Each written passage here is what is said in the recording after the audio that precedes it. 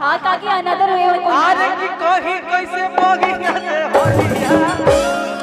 हाय हाय हाय हाय जीजावा अरे की जीजा में सदेले गोलिया कहीं कैसे मोगी से होलिया जीजा में सदेले गोलिया कहीं कैसे मोगी से होलिया जीजा में सदेले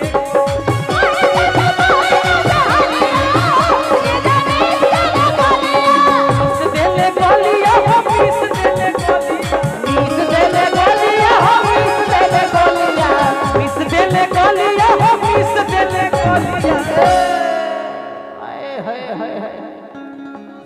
अरे की होलिया में बिगड़वे कर चलिया मिर्ची लग गई क्या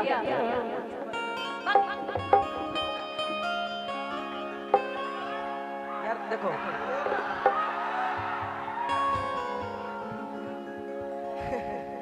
सिखावा तेरा अब कैसे गाना रहे हो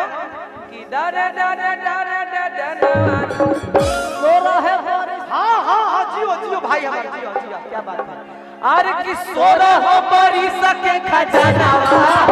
जीजा में लो गाना याद दिलावे खातिर माल धरो भाई हाँ हाँ हाँ जिया हमार जान धन राजा हो जाए अरे कि होय सोरा है बड़ी सके खजाना होय कइले जादू जी देवाना सोरा है बड़ी सके खजाना कइले जादू जी देवाना सोरा है बड़ी सके खजाना कइले जादू जी देवाना सोरा है बड़ी सके खजाना कइले जादू जी देवाना जादू जी ने बनवा कइले जादू जी ने बनावा जादू जी ने बनवा कइले जादू जी ने बनावा जादू जी ने बनवा कइले जादू जी ने बनावा और मिस दिहले कि और खाली दोनों हाथ से धो ले बेलो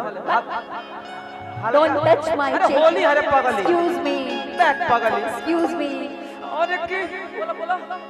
मिस देले बोला बोला मिस देले जादू जी जो बनावा अरे डाल दिहले यादो जी जो रानावा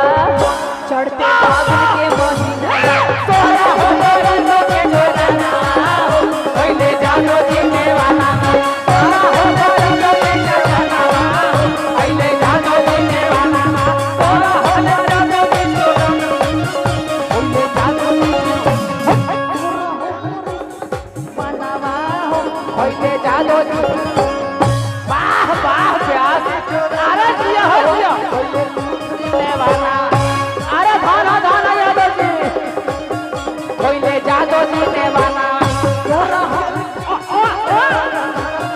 कोइले जादव जी देवाना हले जादव जी को जाना कोइले जादव जी देवाना हो जाली सबके खजाना कोइले जादव जी देवाना अपन कार्यक्रम खत्म करे से पहले भैया सी लगा लीजिए एगो लालू जी पे गाना गावल चाहता हूँ